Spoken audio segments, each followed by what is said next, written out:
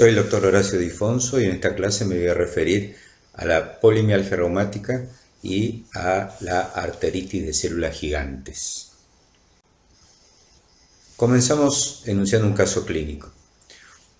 Se trata de una mujer de 70 años con antecedentes personales de hipertensión arterial y dislipemia, que desde hace un mes presenta dolor inicialmente en el hombro derecho, que luego se hace bilateral y se acentúa progresivamente. Es diurno y especialmente nocturno, no encontrando posición en la cama al dormir y dificultándole el sueño. Recibe antiinflamatorios no esteroides con mejoría parcial, agrega rigidez matinal en ambos hombros que dura más de una hora, y en los últimos 15 días comienza con dolor en ambas caderas, también diurno y nocturno, que le dificulta la deambulación. En el examen físico tenía una TA de 140/90, frecuencia cardíaca de 88 y una temperatura axilar de 37 grados 4. Se objetivó rigidez de ambos hombros que le impedían la abducción. Las articulaciones de las manos y las muñecas estaban libres e indoloras, sin ningún signo de flogosis. Ambas caderas con movilidad articular conservada, la fuerza muscular de miembros superiores y miembros inferiores conservada y el resto del examen normal. En el laboratorio, de inicio, se observó una hemoglobina de 11 gramos con leucocitos de 5.500, plaquetas de 345.000 por milímetro cúbico, una eritrosedimentación de 63 milímetros y una proteína C reactiva de 81.2 miligramos. La CPK fue normal de 88, glucemia 98, creatinina 1.3, un hepatograma normal y un sedimento de orina normal. Este cuadro clínico en una mujer de 70 años con manifestaciones de dolor progresivos en cintura escapular y pelviana, nos debe hacer pensar en primer lugar en la posibilidad de una polimialgia reumática, sobre todo cuando además de esa clínica tiene marcadores de inflamación francamente elevados, como en este caso, un eritro moderadamente elevada de 60 milímetros, pero una PCR muy elevada de 80.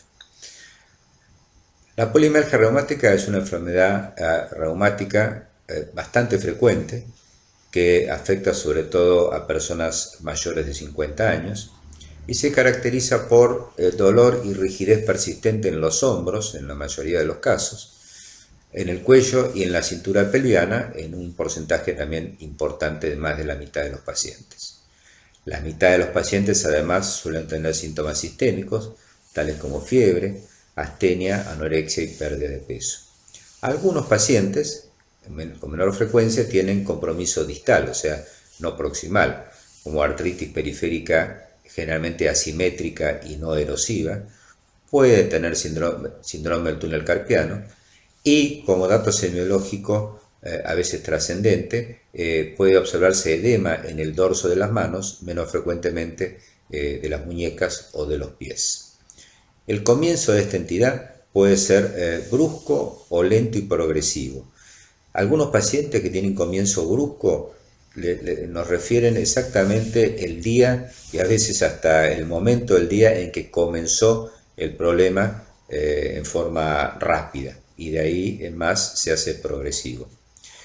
Lo cierto es que habitualmente el cuadro termina siendo invalidante porque los pacientes están tan doloridos y tan embarados que les dificulta las tareas mínimas diarias. Algunos datos epidemiológicos acerca de la polimialgia reumática. Es una entidad exclusiva de adultos mayores de 50 años, de manera tal que en personas más jóvenes este tipo de cuadros hay que pensar en otros diagnósticos. La prevalencia mayor en cuanto a la edad es entre los 70 y los 80 años. Es 3 veces más frecuente en las mujeres que en los hombres. Es la segunda enfermedad reumática inflamatoria después de la artritis reumatoidea, y recalco lo de inflamatoria porque si consideramos las no inflamatorias como la artrosis, sería esta última, la artrosis, la más frecuente de todas.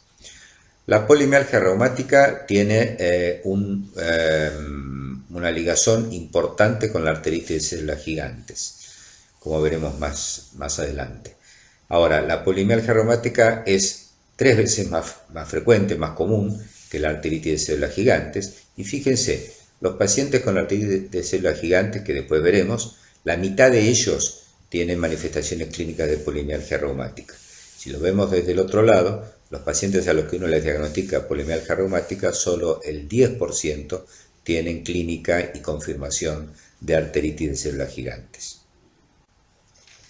En estos dibujos vemos la localización habitual de la distribución del dolor en la polimialgia reumática. Fíjense las zonas de la cintura escapular y visto por detrás puede llegar a tener dolor en el cuello y en la parte occipital de la cabeza, y las zonas de distribución por delante y por detrás a nivel de la cintura pelviana. La polimialgia reumática es una entidad que no tiene un marcador de laboratorio ni un estudio histológico que confirme el diagnóstico. El diagnóstico es básicamente clínico, excluyendo otras entidades, y se han elaborado algunos criterios diagnósticos.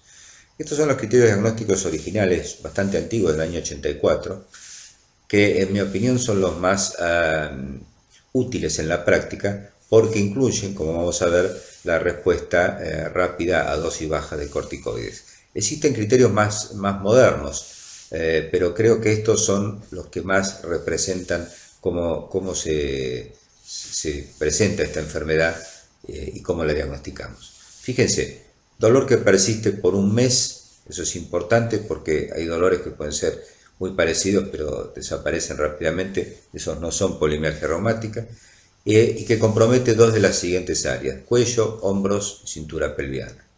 Rigidez matinal en esos sitios que dura más de una hora.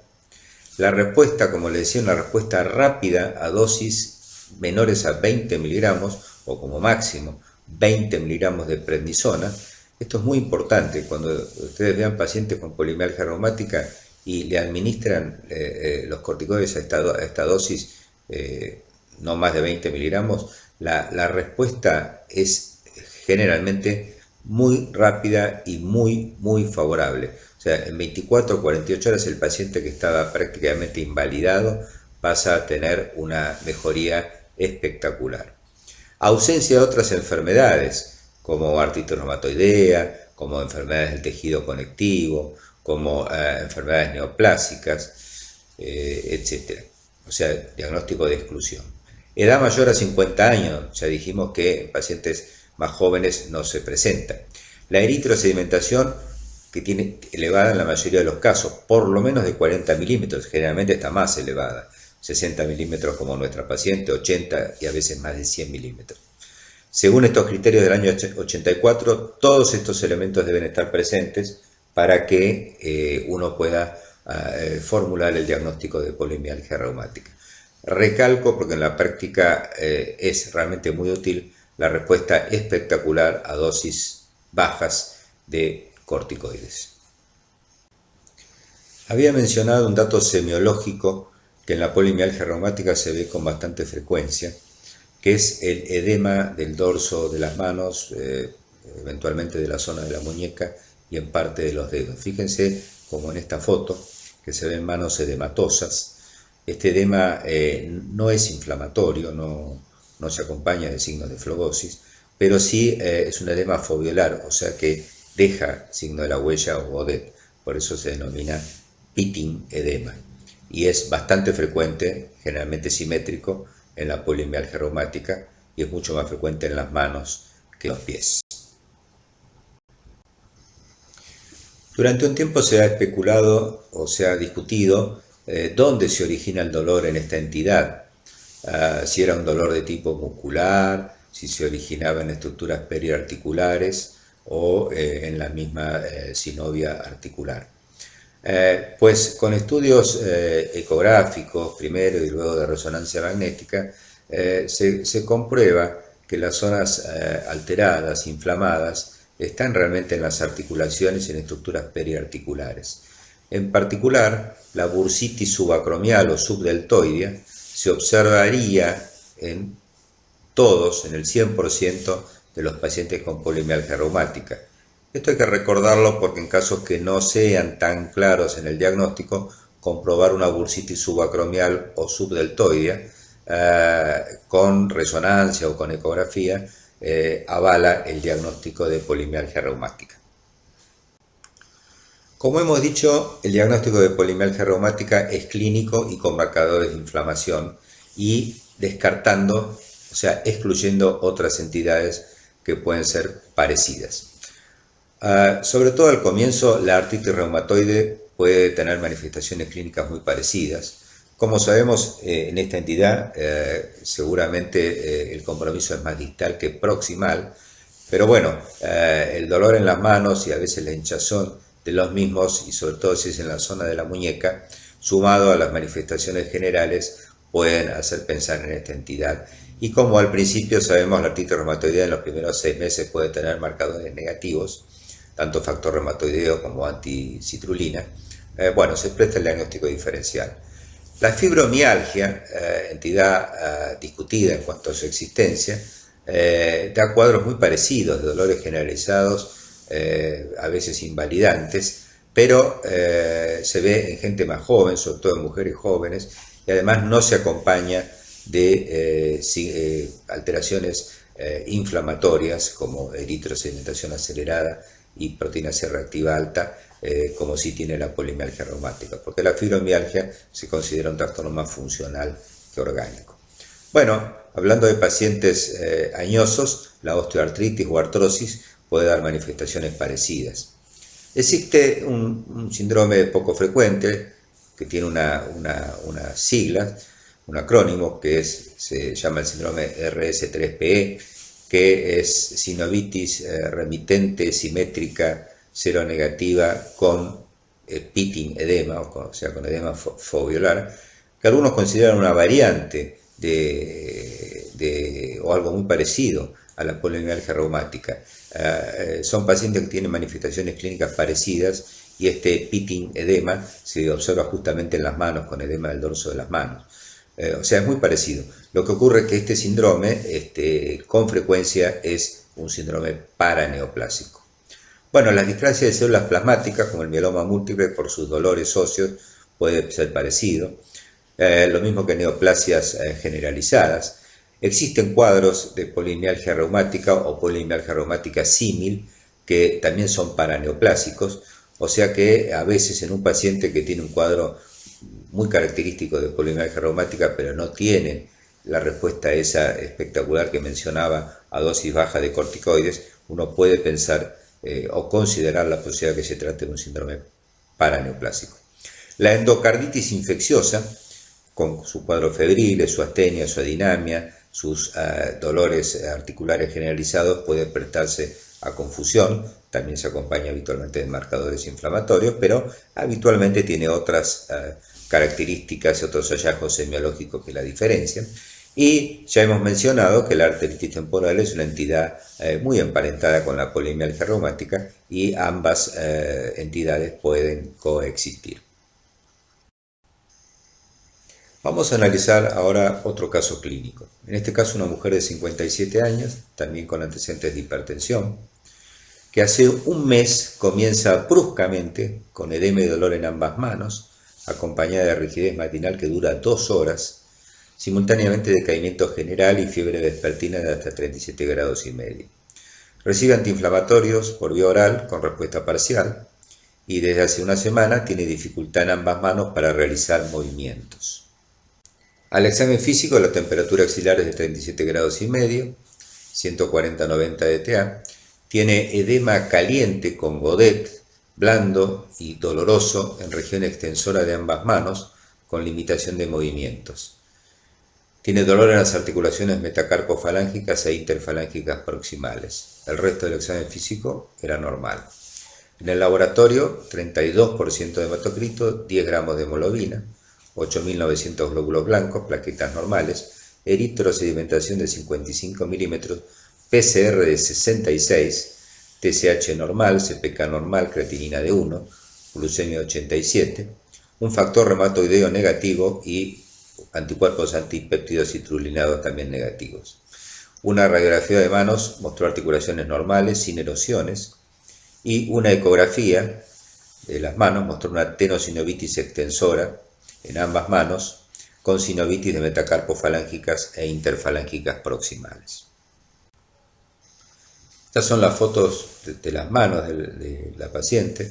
Fíjense el edema importante en toda la mano, parte de la muñeca y los dedos. Fíjense ahí en la foto de la izquierda el signo de la huella y la incapacidad para cerrar la mano por justamente el edema y el dolor.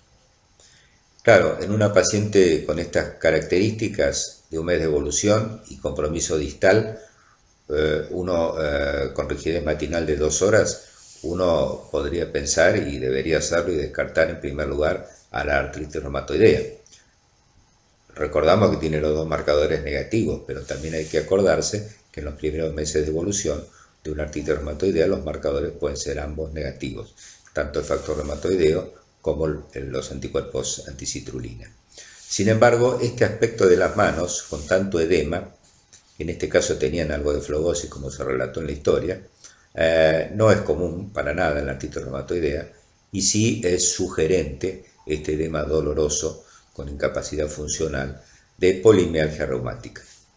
También se puede ver en el mencionado síndrome de sinovitis recurrente simétrica seronegativa con edema foveolar, que para muchos, como les decía, es una variante de polimialgia reumática, pero más probablemente para neoplásico.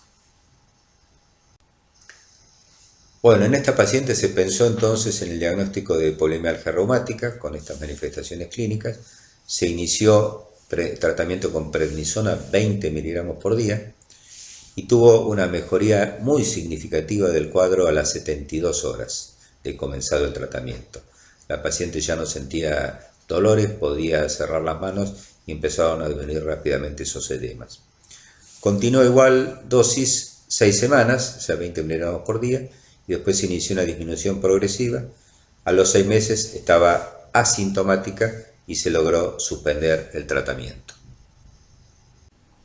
Fíjense, estas son las fotos de las manos de la paciente que estaban tan edematizadas a los 6 meses del tratamiento, como mejoraron en forma prácticamente completa. Veamos ahora otro caso clínico. En este caso, nuevamente, es una mujer de 77 años, con antecedentes de hipertensión, con un antecedente de cáncer de mama operado 10 años antes, con remisión completa. Desde hace 3 meses tiene cefalea, refiere cefalea y dolor en la mandíbula, que aumenta de intensidad progresivamente. En los últimos 30 días al comer tiene claudicación mandibular, o sea, no puede seguir masticando, acompañando al dolor que le impide alimentarse. Refiere fiebre intermitente, astenia y ha perdido 5 kilogramos de peso.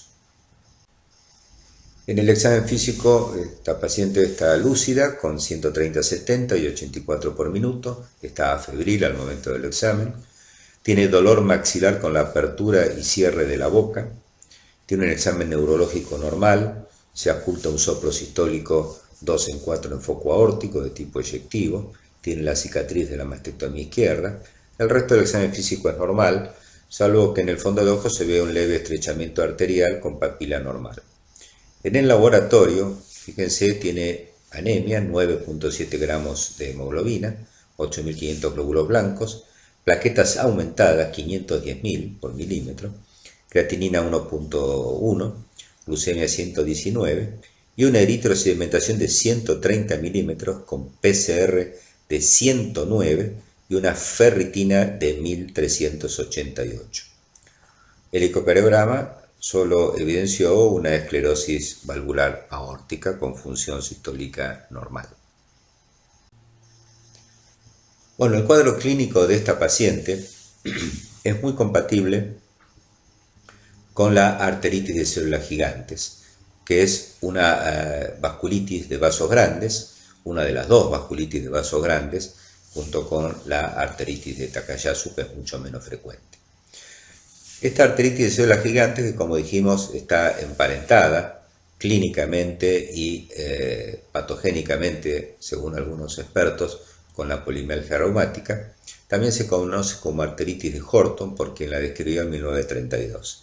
Y fíjense, según la definición del año 94, del primer consenso de vasculitis, del consenso de Chapel-Hill, que la definió como una arteritis granulomatosa de la aorta y sus ramas principales, con predilección por las ramas extracraneales de la arteria carótida, que a menudo compromete la arteria temporal superficial y que habitualmente se presenta en pacientes mayores de 50 años y frecuentemente se asocia con polimialgia reumática. Recordamos que habíamos mencionado que aproximadamente la mitad de los pacientes con arteritis de células gigantes tienen manifestaciones clínicas de polimialgia reumática. Desde el punto de vista de sus manifestaciones clínicas, la arteritis temporal tiene algunas manifestaciones que son frecuentes y otras que son menos frecuentes. Dentro de las manifestaciones frecuentes está la fiebre y la cefalea. La fiebre es casi constante en los pacientes con arteritis de células gigantes. Puede ser fiebre elevada simulando una infección o fiebre vespertina de menor cuantía y puede presentarse como fiebre de origen desconocido. De hecho, es uno de los síndromes vasculíticos que con más frecuencia pueden presentarse de esa forma. La cefalea, al menos el 70-80% de los pacientes la tienen. Puede ser una cefalea holocraniana o puede ser una cefalea localizada a las fosas temporales, uni o bilaterales. Es frecuente que los pacientes refieran dolor en el cuero cabelludo, y es más, cuando uno los revisa y le palpa la superficie del cuero cabelludo o intenta como plegarlo, les despierta dolor de tipo quemazón. El dolor y la inflamación local en la zona de las fosas temporales, donde está la arteria temporal superficial, se ve en alrededor del 50% de los pacientes. Puede observarse una arteria temporal tortuosa, dilatada, indurada, con nódulos indurados, digamos, intermitentes. Raramente hay zonas de necrosis en la zona de la arteria temporal y más raramente aún, después veremos alguna foto, puede haber necrosis más extensa en la zona del cuero cabelludo. La claudicación mandibular, que se refiere a la claudicación al masticar, que el paciente tiene que impedir la masticación por dolor en la zona de los músculos maceteros, justamente es una claudicación de tipo muscular por isquemia de los principales músculos masticatorios, que son los maceteros. Hay que distinguirla de la claudicación, de la masticación que se puede producir por afecciones de la articulación temporomandibular, que son bastante frecuentes, a veces por disfunción de esas articulaciones o por la afectación de esas articulaciones por algunas enfermedades reumáticas, como por ejemplo la artritis reumatoidea. Cuando la claudicación es realmente de tipo maceterina isquémica, es muy sugerente de arteritis de células gigantes. Las manifestaciones oculares, que después veremos más en detalle, son las más peligrosas, las más temidas de esta entidad, porque pueden llevar a la amaurosis uni o bilateral definitiva. Y en general se produce por neuritis isquémica anterior vasculítica. Los pacientes pueden manifestar episodios de amaurosis fugaz, escotomas, disminución de la agudeza visual, a veces con dolor ocular, pero la mayoría de las veces sin dolor en el globo ocular. Como ya hemos mencionado, alrededor del 40-50% de los pacientes con arteritis de células gigantes padecen de cuadros de polimialgia reumática. Y es muy frecuente, esta es una afección generalmente sistémica, que los pacientes se sientan mal, refieran a anorexia, hayan perdido peso, se sientan deprimidos y adinámicos. Dentro de las manifestaciones menos frecuentes, la arteritis temporal puede dar cuadros de aortitis, sobre todo de aorta torácica, que bueno, hay que hacer el diagnóstico diferencial con otras causas.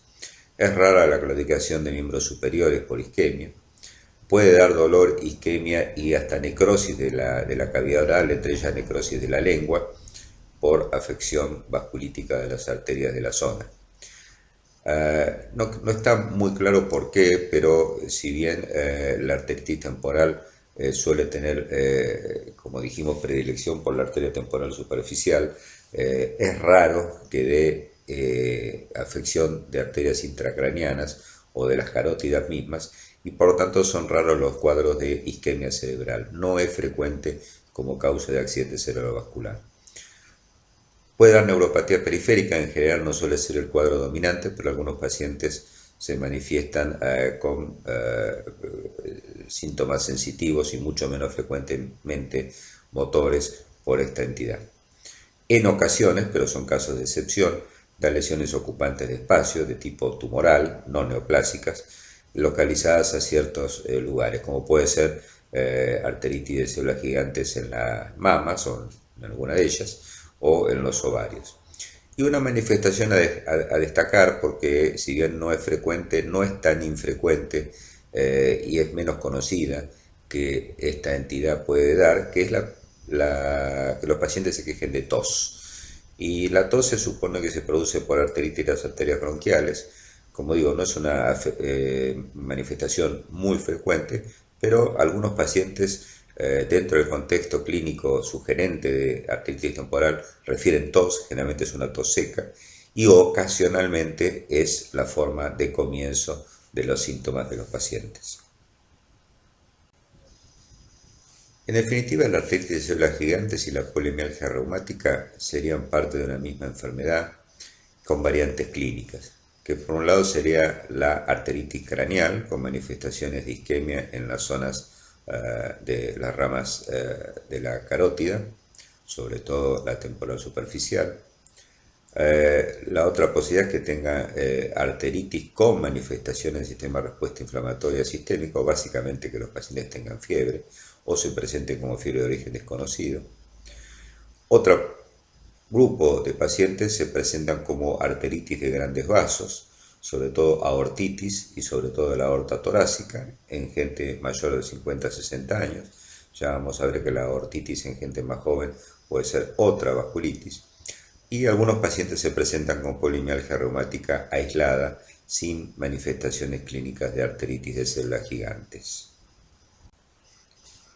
Cuando uno observa la arteria temporal superficial, como se ve en este paciente, puede observarla en forma ingurgitada, evidente, tortuosa, con aspecto como nodular arrosariado, y esto puede ser sugerente a artritis de células gigantes siempre en contexto clínico apropiado.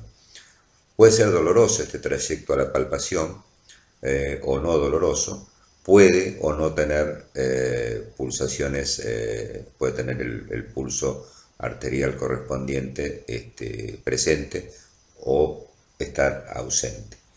Generalmente estas alteraciones semiológicas son bilaterales, pero pueden ser unilaterales o pueden ser bilaterales pero asimétricas. Como hemos dicho, estos signos locales se observan aproximadamente en la mitad de los pacientes, y como en general esta entidad, la arteritis de células gigantes, se ve en pacientes de edad avanzada, puede ser difícil distinguir los cambios semiológicos descritos en la arteria temporal superficial de cambios por arteriosclerosis, o sea, endurecimiento arterial, tortuosidad, etc. Por otro lado, la afección de la arteria temporal superficial por algún síndrome vasculítico no es siempre patognomónica de arteritis de células gigantes. Otros síndromes vasculíticos, como la granulomatosis con poliangiitis, pueden comprometer en ocasiones la arteria temporal superficial y no ser una arteritis de células gigantes. Hemos mencionado algunas manifestaciones de la artritis de células gigantes. Fíjense acá el aspecto de la arteria temporal del lado derecho del paciente de la foto de la izquierda. Fíjense las lesiones retinianas en el fondo de ojo, sobre todo en la foto de la derecha, donde hay un borramiento de la papila por una lesión isquémica. En la tomografía computada con tomografía por emisión de positrones que se ve en el medio, se ve captación intensa por actividad metabólica en la aorta ascendente y en la aorta descendente, lugares que puede comprometer esta entidad. Y en la arteriografía de miembros inferiores que se ve a la derecha, se ve compromiso sobre todo en la arteria ilíaca y femoral del lado derecho con afinamiento e irregularidades. Esto no es frecuente que esta entidad comprometa arterias de miembros inferiores, pero puede ocurrir. Hemos mencionado también en algunos casos graves, fíjense en este caso, la foto de arriba, hay extensas zonas de necrosis de la piel, del cuero cabelludo de ese paciente, sobre todo en las zonas de las arterias temporales superficiales, pero no únicamente. Y en la foto de abajo vemos una necrosis extensa también de la lengua de ese paciente por isquemia secundaria, compromiso vasculítico de las arterias que van hacia la cavidad oral. Como ya hemos mencionado, las manifestaciones visuales son probablemente las más peligrosas de esta entidad, ya que pueden llevar a pérdida a veces transitoria, pero generalmente definitiva, a maurosis, uni o bilateral. Y esta situación se produce por neuritis óptica isquémica anterior, generalmente por compromiso de la arteria ciliar posterior, aunque puede haber también compromiso directamente de la arteria central de la retina. Los pacientes pueden tener alteraciones campimétricas, pueden referir diplopía, pueden tener compromiso motor ocular y menos frecuentemente, como dijimos antes, compromiso central del tronco cerebral. El aspecto en el examen de la retina es de una neuritis isquémica que puede ser vasculítica o no vasculítica, porque, digamos, secundaria a lesiones ateromatosas de las mismas arterias pueden verse lesiones parecidas. Generalmente los oftalmólogos avesados pueden distinguir estas neuritis ópticas isquémicas, sospechar cuando son vasculíticas. Se han descrito algunos factores de riesgo de pérdida de visión permanente, como figuran allí, de los cuales quizá el más destacable es cuando los pacientes tienen una elevación plaquetaria, o sea, trombocitosis, que es una manifestación bastante frecuente en varias vasculitis, cuando tienen trombocitosis marcada y cuando tienen claudicación masticatoria, son pacientes que tienen mayor riesgo de pérdida de visión permanente por esta vasculitis. Acá en este dibujo vemos un repaso de la circulación de la irrigación ocular. La arteria más comúnmente afectada por la arteritis de células gigantes es la arteria ciliar posterior, pero como ya dijimos, puede afectar otras arterias que irrigan la órbita y el ojo propiamente dicho, como la arteria central de la retina, también marcada en este dibujo. La otra complicación grave de la arteritis de células gigantes, aparte de las complicaciones oculares, es el compromiso de la aorta, que se puede dar en el periodo agudo en forma de aortitis. Repito, como ya dijimos, que es mucho más frecuente el compromiso de la aorta torácica que de la aorta abdominal. Fíjense que les decía, en el momento agudo de la arteritis puede verse esta situación de aortitis o incluso puede ser previa, pero en la mayoría de los casos, fíjense que el diagnóstico de aneurisma de aorta es posterior al de artritis de células gigantes. En una serie referida acá, en el 80% de los casos fue posterior. O sea que puede ser una secuela, a veces tardía, de haber padecido una aortitis que pasó desapercibida en el momento agudo. El paciente aparenta mejorar y después desarrollar el aneurisma de aorta torácica. ¿Qué podemos decir de las pruebas de laboratorio de ambas entidades, la arteritis de células gigantes y de la polimialgia reumática? Bueno, lo más destacable son alteraciones del hemograma, donde sobre todo aquellos pacientes con arteritis de células gigantes pueden mostrar anemia en los trastornos crónicos, y como ya hemos mencionado, el recuento plaquetario que puede estar aumentado y la trombocitosis ser un factor de riesgo para fenómenos isquémicos. Los marcadores de inflamación como la eritrosedimentación y la proteína C reactiva están invariablemente elevados y a veces muy elevados, sobre todo la proteína C reactiva y la eritrosedimentación, que sobre todo en casos de arteritis con frecuencia es mayor a 100 milímetros. Es bastante frecuente que en estas entidades, sobre todo en la arteritis de células gigantes, haya elevación de las enzimas hepáticas que vuelven a la normalidad con la mejoría del cuadro, y probablemente el mejor marcador de inflamación y útil para control evolutivo, aunque no disponible en los laboratorios de nuestro medio, es la determinación de interleuquina 6, que es el mediador, la citoquina mediadora más importante en estas entidades.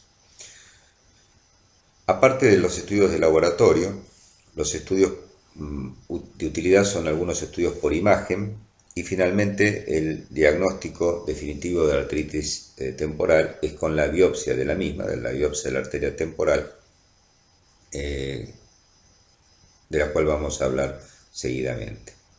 En algunos casos, como dice abajo, puede llegar a ser normal la eritrosedimentación, lo que es muy infrecuente, casi podríamos decir que no se ve en la práctica, que tanto la eritrosedimentación y la proteína C reactiva sean normales. Mencionamos que algunos estudios de diagnóstico por imágenes pueden ser de utilidad. Entre ellos, aquellos destinados a ver las manifestaciones frecuentes en la polimergia reumática. Como ya hemos mencionado, la ecografía y la resonancia magnética pueden mostrarnos signos de sinovitis, de bursitis, sobre todo la subacromial y la subdeltoidea, y a veces tenosinovitis en manos y pies cuando tienen ese edema que hemos mencionado anteriormente. Los estudios con ecodoppler color sobre la arteria temporal superficial han sido siempre controvertidos en su utilidad, pero hay un signo de inflamación focalizada, porque la afectación inflamatoria de la arteria temporal superficial suele ser dividida en segmentos.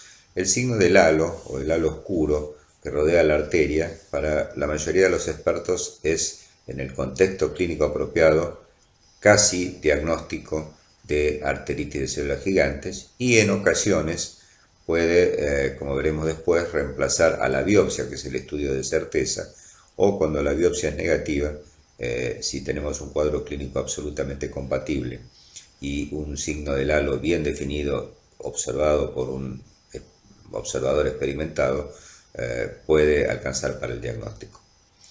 Los estudios arteriográficos o la angiografía por resonancia magnética pueden llegar a mostrar arteritis de arterias extracraneales, pero estas son mejores evaluadas, tanto la aorta como arterias fuera del cráneo, con la tomografía por emisión de positrones o PET scan, y finalmente la tomografía o la resonancia de tórax con o sin PET es de suma utilidad para el diagnóstico del aneurisma de la aorta.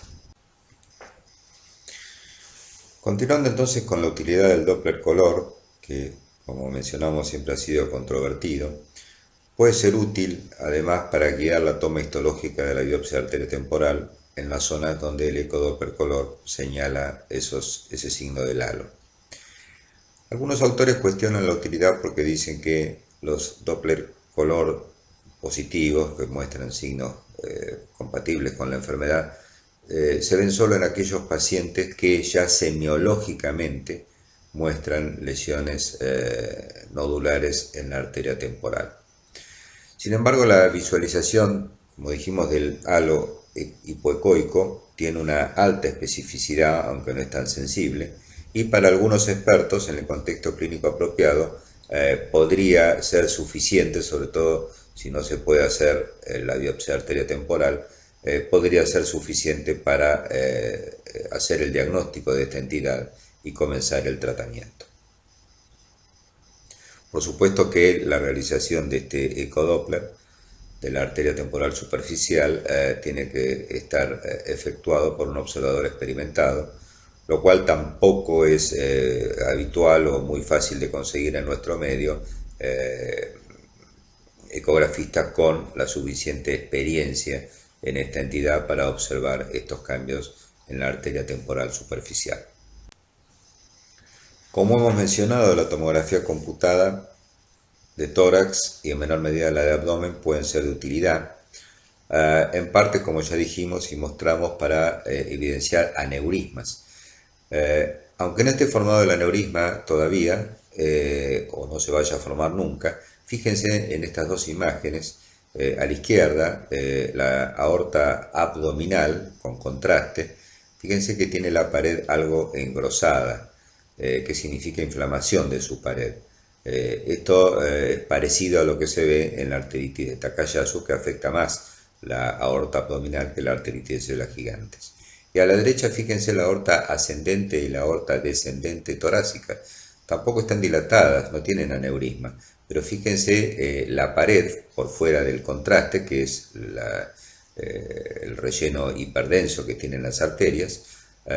Fíjense que la pared está engrosada como signo de aortitis. Si uno le suma a estas imágenes tomográficas la tomografía por emisión de positrones, seguramente comprobaremos que esa pared arterial está inflamada y que tiene hiperactividad metabólica. Fíjense en estudios de resonancia magnética, elementos parecidos. En este caso se ve, señalado por la flecha de arriba, una dilatación de la aorta ascendente con su pared que está delgada, normal. Pero fíjense la aorta descendente, señalada por la flecha más gruesa y curva de abajo, donde se ve una aorta descendente, no dilatada, quizá levemente dilatada, pero con su pared claramente engrosada como signo de aortitis. Fíjense acá otras imágenes de tomografía computada con contraste abdominales.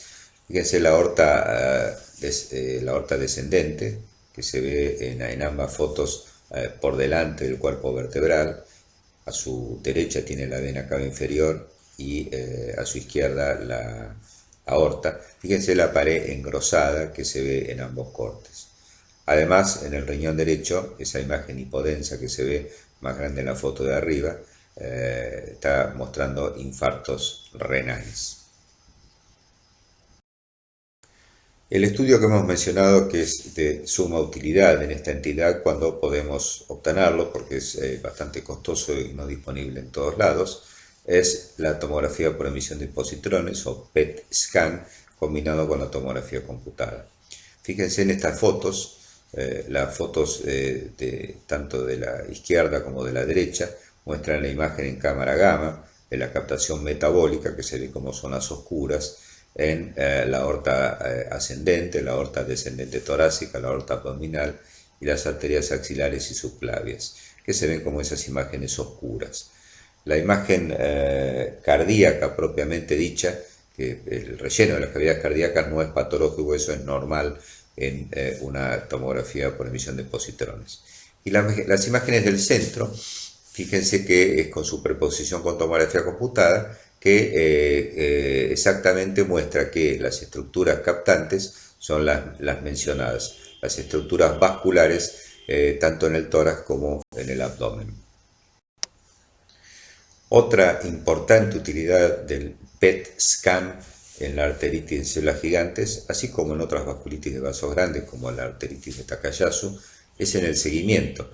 Fíjense la imagen de arriba en el momento del diagnóstico, cómo se ven la captación patológica en la aorta torácica, en subclavias y axilares, y cómo 3 meses después de tratamiento esas captaciones prácticamente han desaparecido.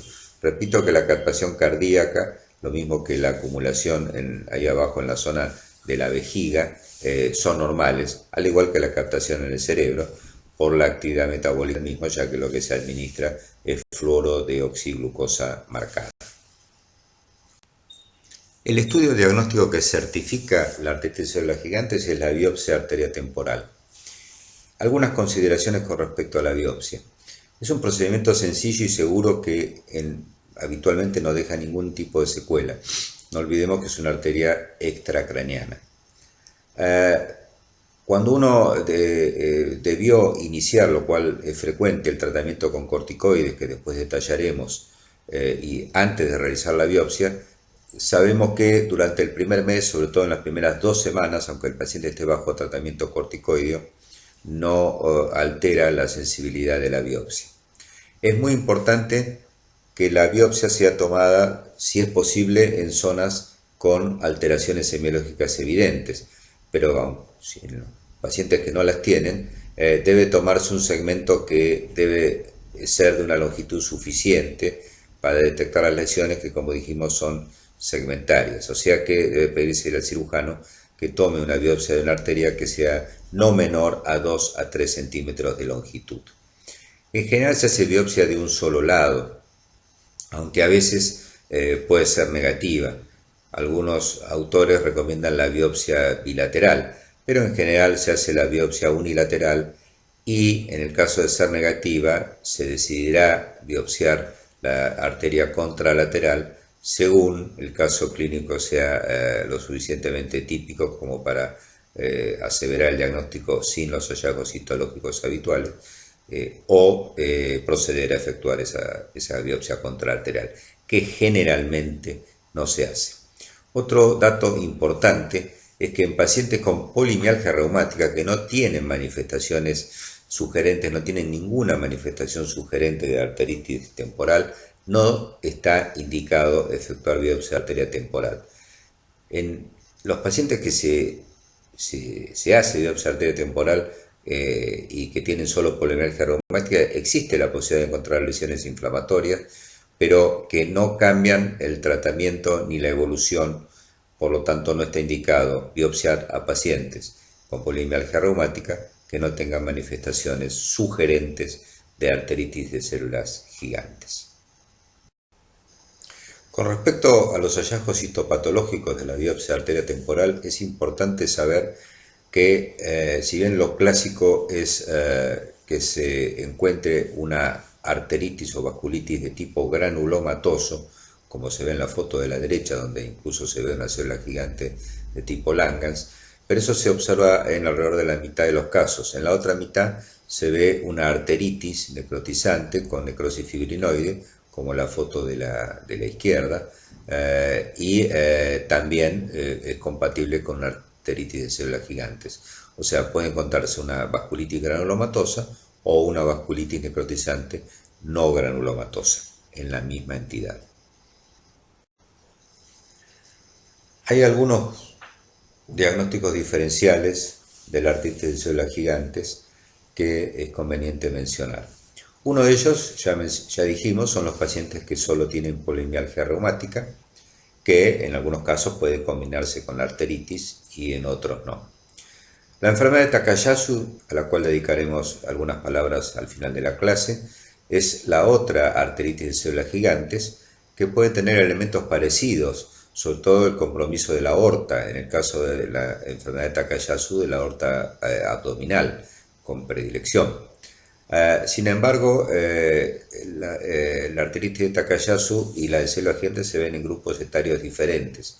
La enfermedad de Takayasu se ve en mujeres jóvenes, generalmente mujeres en edad fértil, y la arteritis de células gigantes, como hemos mencionado, se ve en personas de edad más bien avanzada, igual que la polimialgia reumática, después de los 50, 60 años y sobre todo entre los 70 y 80 años, aunque también predomina como la enfermedad de Takayasu en mujeres.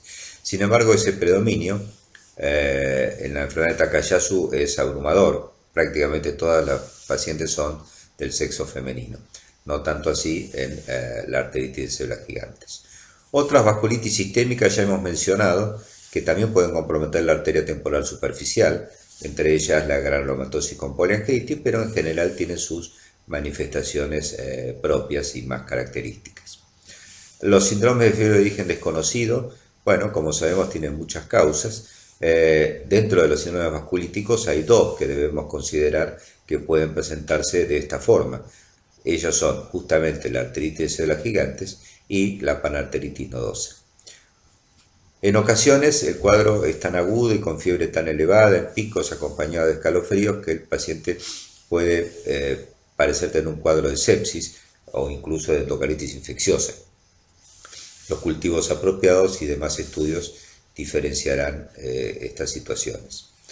Distintos tipos de cefaleas en la zona sobre todo temporal y orbitaria pueden parecer o llevar al diagnóstico o necesitar el diagnóstico diferencial con arteritis de células gigantes.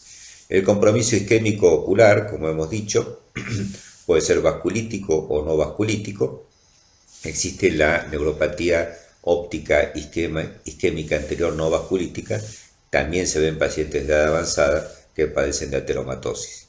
Como ya hemos mencionado, el aneurisma de aorta torácica y las aortitis en general, tanto torácicas como abdominales, se prestan al diagnóstico diferencial con la arteritis temporal.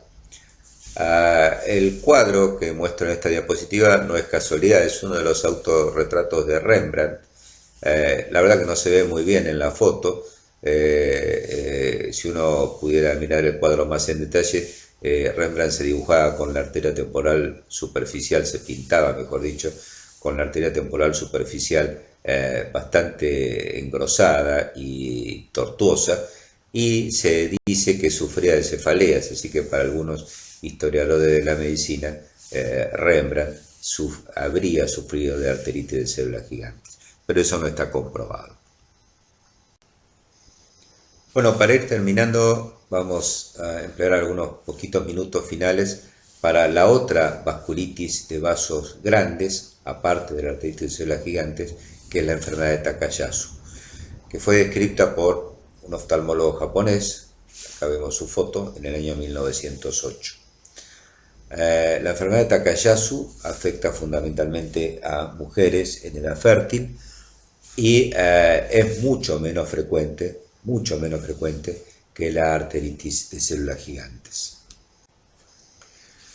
Como hemos dicho, afecta a mujeres por debajo de los 50 años, se la ha llamado enfermedad sin pulso, porque con frecuencia en el examen físico, sobre todo en los miembros superiores, la paciente en cuestión puede faltarle uno o más pulsos por oclusión vascular.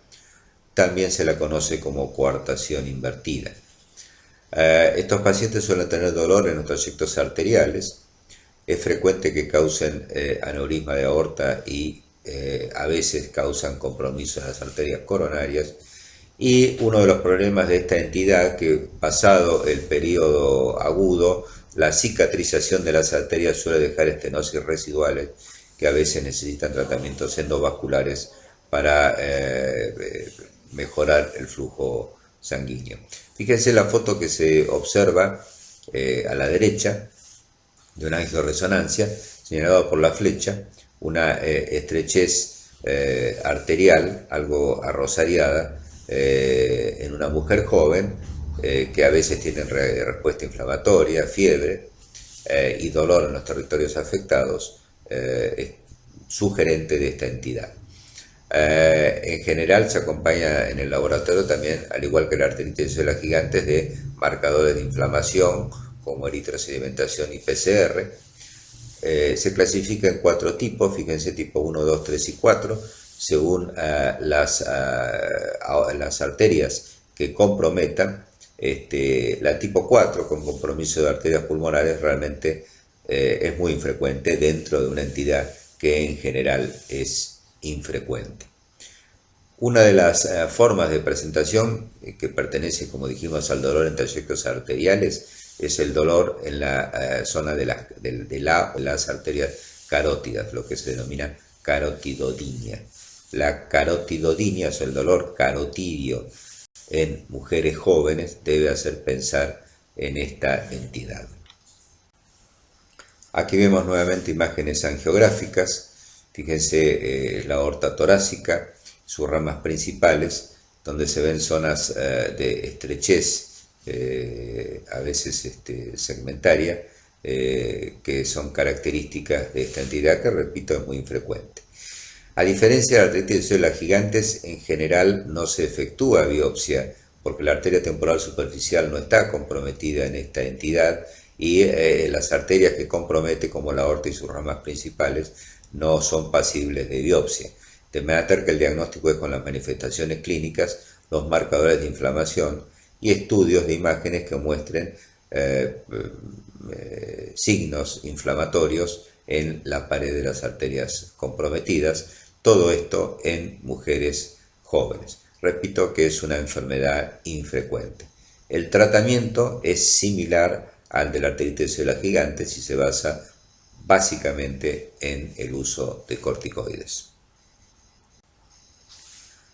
Bueno, hemos revisado entonces dos entidades relativamente frecuentes, una de ellas la polimialgia reumática, que es una afección reumatológica frecuente en pacientes de edad avanzada, y una vasculitis muy emparentada con ella, que es la arteritis escleral gigantes, que es una de las dos vasculitis de vasos grandes, y dentro de las vasculitis primarias, como veremos en su respectiva clase, es la más frecuente de todas, la arteritis escleral gigantes. Además, hemos revisado rápidamente la arteritis de Takayasu, que es una enfermedad relativamente muy infrecuente. Muchas gracias.